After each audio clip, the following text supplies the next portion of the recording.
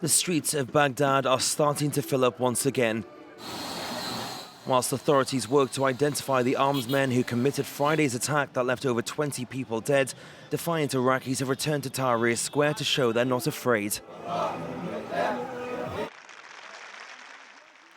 Further south, near the city of Najaf, students of the University of Kufa stand in solidarity, vowing to continue with the protest movement that has rocked Iraq for 2 months.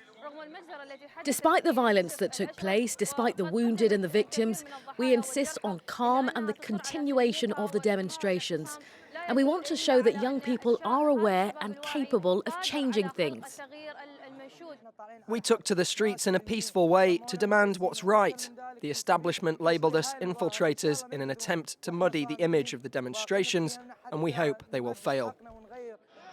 Key gripes of the protesters include perceived Iranian interference in the country, as well as corruption and mismanagement.